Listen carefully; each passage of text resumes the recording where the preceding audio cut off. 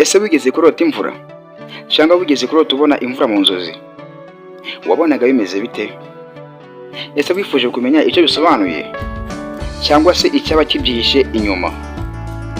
Mvugira ngo aho ibyo ndetse n'ibindi byose wibaza nibyo binzinduye kuri uyu munsi wa none. Mu by'ukuri iki kiganiro kiragera ku musozo umenye buri kantu kose kagendeye cyangwa se kagendanye no kurota imvura cyangwa se kubona imvura mu nzozi z'ikiganiro. Izi nazo ni inzozi zikunda gutera ubwoba, urujijo ndetse n'impungenge. Muri make iyi nzozi ntisanzwe. Ibi birashimangirwa nuko uwayirose ngo akimara kuyirota yahise akanguka, ariko ngo yakangutse atunguwe cyane n'ibyari biri kumubaho mu nzozi. Ese nawe wigeze kurota ubona imvura mu nzozi nyagiramo muri kumwe wowe ntikugereho? Wabonaga bimeze bite? Ndagusabye ngo udusangize ubwo buhamya muri comment. None se bimaze kubaho watekereje iki? Ese igihe byabaga wumvaga umeze ute cyangwa se wumvaga bimeze bite? Yellow was popping Kigali boy hatari Aizon bakubwiye bavuze umvikana hiryo nino inshuti y'abadamu ndetse n'abakobwa komide naba one komide wagwan komide boy komide CEO komide nyirabyo je suis général de Kigali komide Aizon da person Michael wabyanga wabyemera. Yes, ndagarutse hano ku mihanda yacu y'i Kigali ngo turebe ukuntu ibintu biba byifashe mu bijyanye no kurota cyangwa se mu bijyanye no kuba twasobanura inzozi. Ya rero mwese mbahaye ikaze aho mugiye muri aho muherereye mwese uko mwakabaye, ndavuga bari iburasirazuba, iburengerazuba, amajyepfo ndetse n'amajyaruguru, by'umwihariko umujyi wa Kigali. Mumeze mute? How are you doing people? Mumeze mute? Yes, ntabwo nakirengagiza abari bwota amasimbi cyangwa se abari hakurya y'imbibi z'u Rwanda, mwese aho muri n'ukuri muhawe ikaze cyane. Yesu akomeze abarinde cyangwa se Yesu biraterwa n'uwo wemera cyangwa wo bita Allah, nabwo akomeze agende atureba ijisho ry'impuhwe. Ya rero nizeye ko mwese mumeze neza cyane, kandi nawe utameze neza ndakubwiye ngo cyase ndakwihanganishije ihangane uyu munsi, ejo ushobora kumera neza cyane kuko byose ni Nyagasani ugenda abigena gake. Ya rendi bagezaho ubusobanuro bw'inzozi akantu ku kandi. Nge nagiye mvuga ngo uba turakora subscribe waba uri mu bantu bari guhomba, no kuri rwose waba uri guhomba kandi ntuzandenganye. Yes, ntuzandenganye ngibiki n'ibiki, dore njyewe mba mari ngo nkubwire buri kimwe cyose. Rero icyo usabwa ni gukora subscribe kugira ngo ibintu bikomeze kugenda bimera neza cyane. Ya mu by'ukuri rero ndagarutse uyu munsi ngo tuganire ku nzozi ikomeye cyane, cyase ku nzozi iteye ubwoba, urujijo ndetse iteye n'impungenge. Wakibaza ngo ese ni iyi? Uyu munsi tugiye kwibanda ku mvura. Ubundi imvura, iyo urose imvura biba bimeze bite? Ubundi kurota imvura bivuze iki? Ubusanzwe imvura isobanuye iki mu nzozi? Ibyo byose ngiye guhera ku murongo ngenda nkubwira buri kimwe, ariko nawe ndakubwiye ngo subscribe nicyo ngusabye ukoresha ndetse na comment. Nyamuneka ari ku kiganiro bumva cyakuryoheye, jya uhita ugifata then ukwite share cyangwa ugisharinga bagenzi bawe nabo babashe kumva ibyiza wabatanze. Sibyo rata? Mu busanzwe imvura mu buryo bw'inzozi isobanura umugisha, haba mu iyobokamana ndetse no mu buryo bwa siyansi, ariko nabwo iba umugisha bitewe n'ukuntu wayibonye cyangwa se n'ukuntu yagwaga igihe wabirotaga. Iyo ari imvura ituje ubona igwa mu mahoro nta muyaga, muri make nta biza ndetse n'ibizazane biyirimo, menya ngo uwo ni umugisha wigendera. Icyitonderwa, imvura zose si umugisha. Hari n'imvura y'ibibazo bitewe n'ukuntu yakwigaragaje mu nzozi. Ikindi kandi iba mbi cyangwa se ikaba nziza bitewe nawe ubwawe. Reka turebereye hamwe inzozi zijyanye n'imvura. Ariko ahangaha turaza kuba twakoresha ingingo cyangwa se twakifashisha ingingo zigera kuri 3 tugiye kuba twasobanura mu buryo burambuye. Ingingo ya mbere, iyo ubona imvura ikunyagira ukumva ubabaye cyangwa se ikunyagira wumva nyine utishimye, bifite icyo bisobanuye.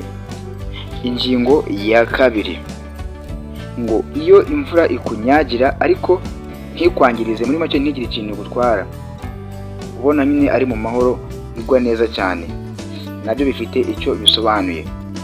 Ingingo ya gatatu, imvura nyinshi ikunyagira uri wenyine, nabyo bifite igisobanuro cyabyo. Ibyo byose ngiye gushaka ukuntu nahita mbigusobanurira byihuse kugira ngo ukomeze kugenda usobanukirwa ibijyanye no kuba warota imvura cyangwa se kurota imvura mu nzozi. Ingingo ya mbere dusobanura ngo iyo ubona imvura ikunyagira ukumva ubabaye cyangwa se ukumva ntumeze neza cyane, ibi bishobora gusobanura ibigeragezo, amarangamutima akomeye cyangwa se ibibazo biri kugwaho nk'imvura. Byanavuga ko ushobora kuba uri mu bihe bigoye mu buzima cyangwa se ukaba uri kubabazwa n'ibyakubayeho kera cyangwa se ibyo uri gucamo ubu. Reka twihute ku ngingo ya kabiri tuyisobanura nayo ngo iyo imvura ikunyagira ariko ntikwangirize, wumva uri mu mahoro, nyine wumva ari amahoro, ibintu byose bitekanye cyane, bivuze ngo bivuze kugira isuku y'imbere muri wowe, bivuze kozwa ibyakubayeho byose no gutangira ubuzima bushya cyangwa se gutangira urugendo rushya rw'ubuzima. Nanone kandi imvura ishobora kuba nk'igisubizo cy'Imana cyangwa se ingufu zo gusukura umutima mu buzima. Twihuta tugenda ku ngingo ya gatatu nayo tuyivugaho cyane, ariko nkomeza kugenda nibutsa bantu bashyashya ngo gukora subscribe ni ingenzi kabisa. Ni nayo ntego gukora subscribe, buriya bituma rwose ikindi gihe iyo dukoze ikiganiro ukibona mu bantu ba mbere kitari cyaba umuranzi mu yandi magambo. Ya rero ni byiza cyane kandi ni inkunga ikomeye cyane tuba tunabasaba, nkuko natwe tubafasha, tuba tugira ngo natwe mukomeze mugende mudushyigikira gake uko mushoboye, dore ko biri simple cyane. Buriya gukanda subscribe abahanga bavuga ko nta n'amasegonda 3 aba arimo, oya iyo abaye menshi usanga ari segonda 1 n'igice cyane. Rero iyo rwose utarayikanda uba uri mu bari guhomba. Reka tujye ku ngingo ya gatatu nayo tuyinonosore cyane, tuyivugeho byinshi bikomeye cyane. Imvura nyinshi kunyagira uri wenyine, ibi bishobora gusobanura ko wiyumva wenyine mu rugamba urimo, cyangwa se uri guhangana n'ikintu ukishakamo ibisubizo, cyangwa se nyine wowe ubwawe ari wowe uri kwishakamo ibisubizo byo kugikemura. None umukunzi wacu yaratwandikiye ati munsobanurire nyamuneka, ati Gato Challenge ni mwebwe mu bikora fresh, ni mwebwe musobanura ibintu by'inzozi tukumva ni sawa cyane. None ahangaha mfite inzozi zikomeye cyane nabashije kuba narota, ndasaba ngo mumfashe munsobanurire. Nanjye rwose ntabwo nigeze ntinda kumwumva, nahise mwumva na yombi, ndamubwira ati nyamuneka ni karibu cyane, umbwire uko byakugendekeye cyangwa se umbwire uko bimeze, ngerageze kuba nagufasha. Wakibaza ngo se umuvandimwe wacu yarose ate cyangwa byagenze bite? Ati ubwo nari ndyamye naje kuba narota, ati rero narose mbona ndi kumwe n'abandi bantu benshi, imvura nyinshi cyane iragwa ikajya ibanyagira ariko njye ntingereho kandi mbona ndi kumwe nabo. Ati izo nzozi zabashije kuba zantera ubwoba, zintera urujijo, numva zinteye impungenge, mbura ikintu nakora, ariko nahise ntera intambwe ya mbere nza hano kuri Gato Challenge ngo mumfashe munsobanurire. Ya rero nimba nawe uri mu bigeze kurota izi nzozi cyangwa se hari uwo byabayeho uzi ndetse nawe turazirota, ndagusabye ngo kino kiganiro cyumve cyose cyangwa se wumve iyi nzozi yose ko tujye kwisobanura kugira ngo nibikubaho uzamenye icyo bisobanuye ndetse n'icyo izo nzozi zari zigamije kuba zakubwira. Yes, rero mu gusobanura inzozi y'uyu muntu watwandikiye nabwo turaza kwifashisha ingingo zigera muri 3 kugira ngo tubashe kuba twagenda tubyumva neza cyane. Ya rero dore ingingo ya mbere ngo kurindwa cyangwa se kugira amahirwe adasanzwe. Ngo iyo ubona abandi banyagirwa ariko wowe ntugerweho n'imvura kandi muri kumwe, ibi bishobora gusobanura ko urinzwe, ufite umugisha cyangwa se amahirwe yihariye, ndetse ushobora kuba uri mu bantu bakingiwe ibibazo cyangwa se ibigeragezo abandi bari gucamo. Ingingo ya mbere kabisa nizere ko muri kugenda muyumva neza cyane. Yes, ingingo ya kabiri ngo kuba uri mu gihe cyo gutandukana n'ibibazo abandi bafite.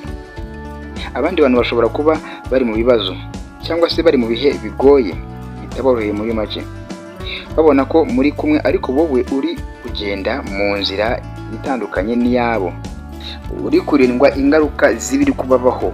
Bishobora kandi kwerekana ko uri mu nzira y'amahoro n'umugisha ndetse no gutera imbere cyangwa se gutera intambwe nziza cyane. Reka twihute ku ngingo ya gatatu, ngo kuba utari kumwe n'abandi mu rugamba rwabo.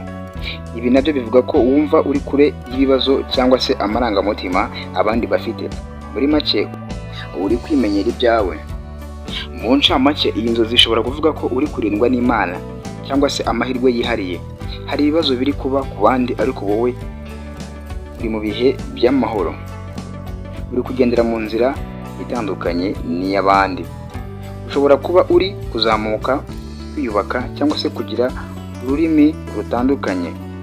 Nanjye naje kubaza umukunzi wacu ati ese igihe warotaga iyi nzozi wiyumva gute? Nawe ati naratunguwe cyane. Uhita wibaza ngo ese gutungurwa bishatse kuba byavuga iki mu nzozi? Gutungurwa cyangwa se iyo ibintu bigutunguye ngo bishobora gusobanura ko hari umugisha, igisubizo cyangwa se kurindwa biri kukubaho utarabimenya. Mu yandi magambo, hari ibintu biri kukubera umugisha utari witeze. Ibi bishushanya amahirwe yaje mu buryo butunguranye cyangwa se igikorwa cyiza cy'Imana kikurengera mu gihe abandi bahura n'ingorane zikomeye cyane cyangwa se abandi bari guhura n'ingorane. Ikindi kandi ngo ushobora kuba uri kubona impinduka mu buzima mu buryo butunguranye. Ngiyo utungurwa mu nzozi ni nk'aho ubona ibintu bishya mu buzima bwawe bw'imbere. Bisa naho uri gutangira kubona ukuri, ubumenyi cyangwa se icyerekezo utaruzi. Tugana ku musozo rero, iyi nzozi icyo yakubwira mu buzima busanzwe, birashoboka ko hashobora kuba hari ikintu cyiza kigiye kubaho cyangwa se cyatangiye kugenda kikubaho. Bishobora no kuba umugisha, igisubizo cy'amasengesho, amahirwe cyangwa icyizere gishya.